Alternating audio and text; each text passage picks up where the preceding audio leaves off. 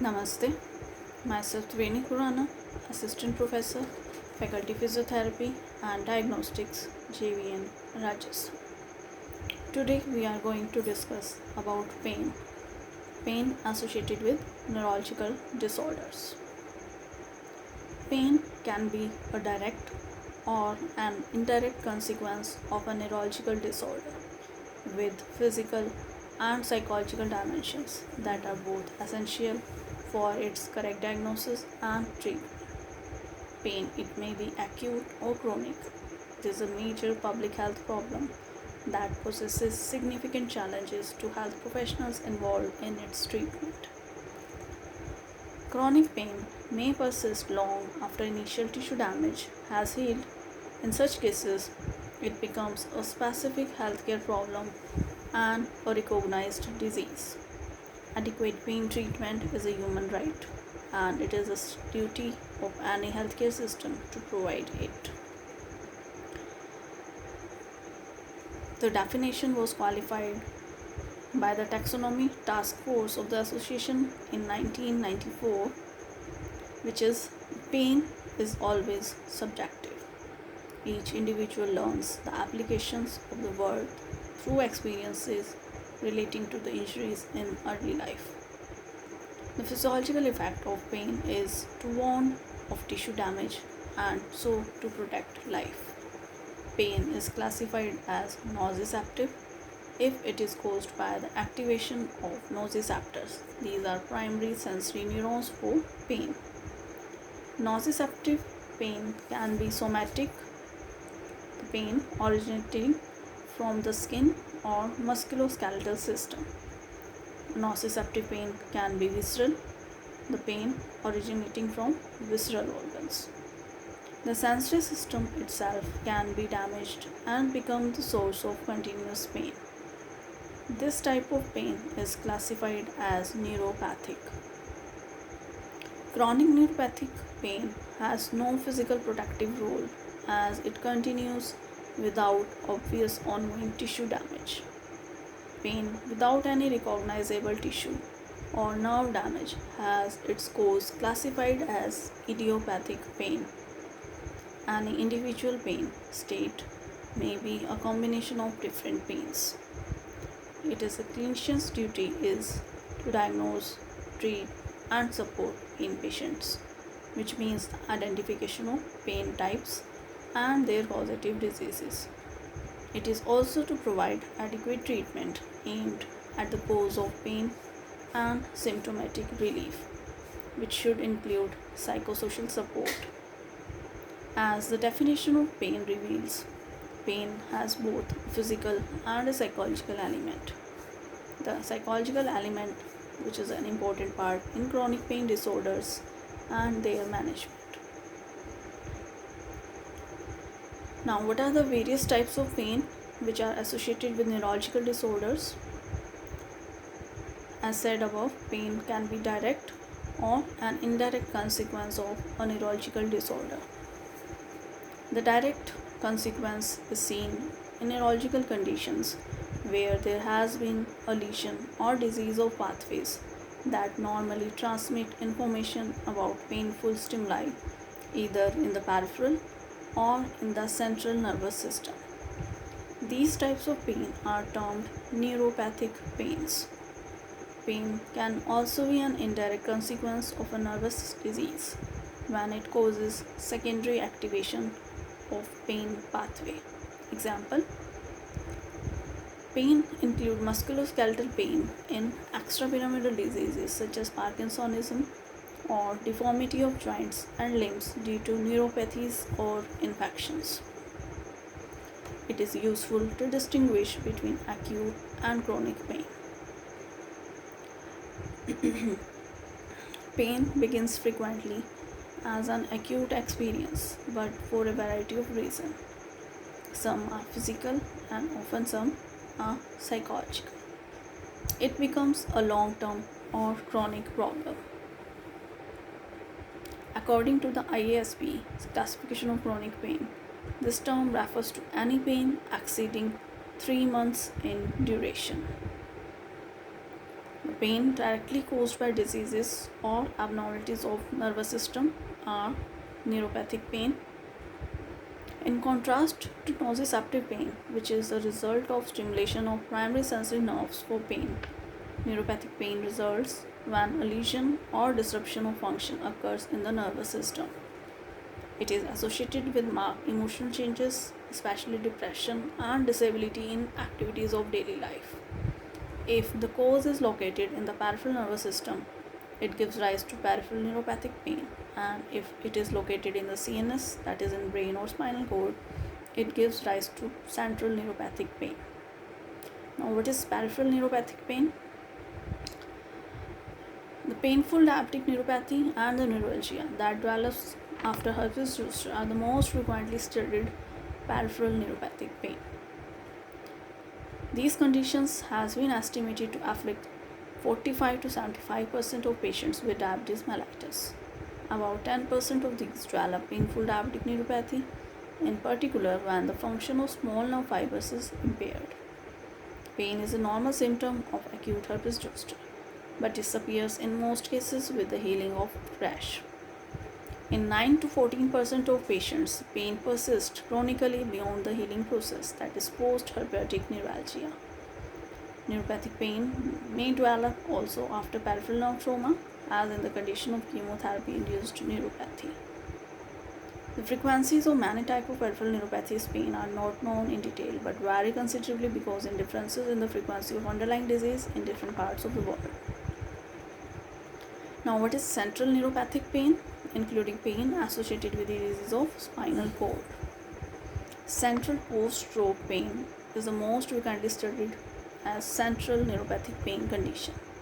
It occurs in about 8% of patients who suffer an infarction of the brain. The incidence is higher for infarctions of the brain stem. 2/3 of patients with multiple sclerosis have chronic pain, half of which is central neuropathic pain. Damage to tissues of spinal cord and at times nerve roots carries an even higher risk of leading to central neuropathic pain, that is myelopathic pain. The cause may lie within the cord and be intrinsic or alternatively be extrinsic outside the cord. Intrinsic causes include multiple sclerosis and acute transverse myelitis, both of which may result in paraplegia and pain. Extrinsic causes of cord damage and pain are numerous. Spinal cord injuries result in pain in about 2/3 of all patients. Other causes include compressive lesions, example tumors and infections, especially tuberculosis and brucellosis. Now, the pain indirectly causes by the disease or abnormalities of nervous system. The pain arises as a result of several distinct abnormalities of musculoskeletal system secondary to neurological disorders. These can be grouped into musculoskeletal pain, which results from spasticity of muscles, and musculoskeletal pain caused by muscle rigidity, and third one is joint deformities and other abnormalities secondary to altered musculoskeletal function and their effects on peripheral nerves. Now, pain caused by spasticity is characterized by phasic increases in muscle tone with an easy predisposition to contractures and disuse atrophy if unrelieved or improperly managed. In developed countries, the main causes of painful spasticity are stroke, demyelinating disease such as multiple sclerosis, and spinal cord injuries. With an aging population, especially in the industrialized countries, and rising numbers of road RTA, that is road traffic accidents, and increase in these conditions, therefore pain is to be expected in future. Strokes and spinal cord diseases are also major causes of spasticity in developing countries. Now, the pain caused by muscle rigidity. Pain can be one of the first manifestation of rigidity and is typically seen in Parkinson's, dystonia, and tetanus. Apart from muscle pain in the early stages of Parkinson's, it may also occur after a long period of treatment and the use of high doses of levodopa causing painful dystonia and freezing episodes. Poverty of movement and tremors may also contribute to pain in this disorder. Tetanus infection, common in developing countries, is characterized by intense and painful muscle spasm and the development of generalized muscle rigidity, which is extremely painful. During intense spasm, fractures of spinal vertebrae may occur, adding further pain. Now, the pain which is caused by joint deformities. A range of neurological disorders give rise to abnormal stress on joints and at times cause deformities, subluxation, even dislocation. Example, frozen shoulder or paracapsulitis occurs in 5 to 8% of stroke patients. Disuse results in the atrophy of muscles around joints and various abnormalities giving rise to pain, the source of which are tissue lining the joint. In addition, deformities may result in damage to nerves in close proximity, resulting in neuropathic pain of evoked or spontaneous type. Now, what are complex painful disorders or complex regional pain syndromes? The CRPS. Complex regional pain syndrome refers to several painful disorders associated with damage to the nervous system, including autonomic and nervous system.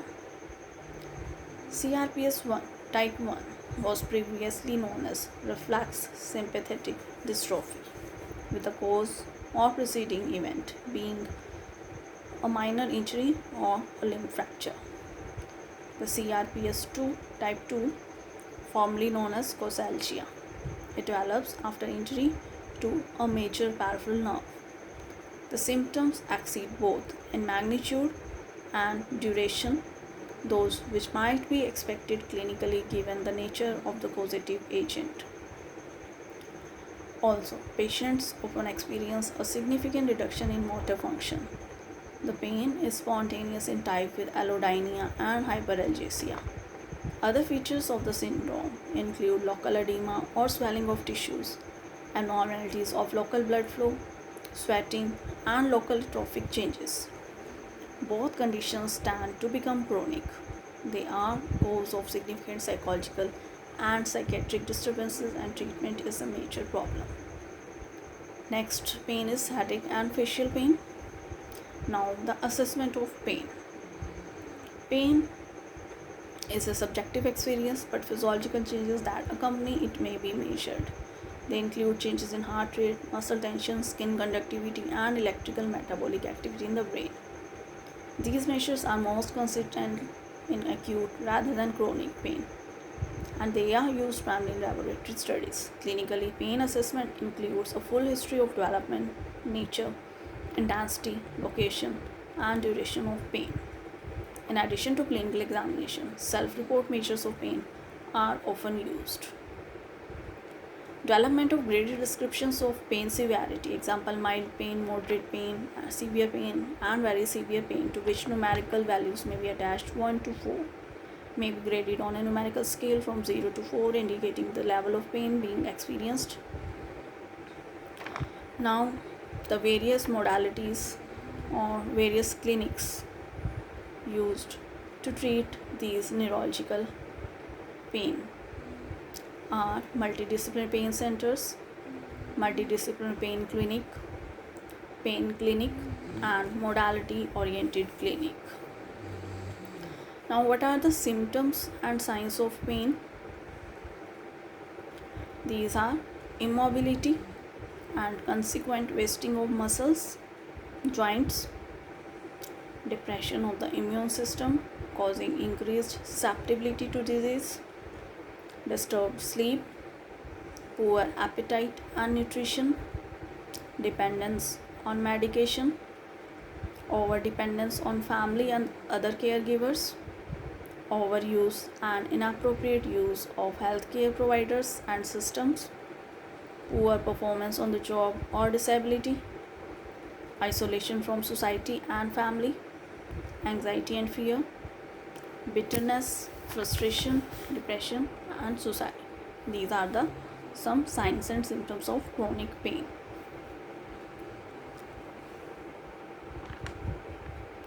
Thank you.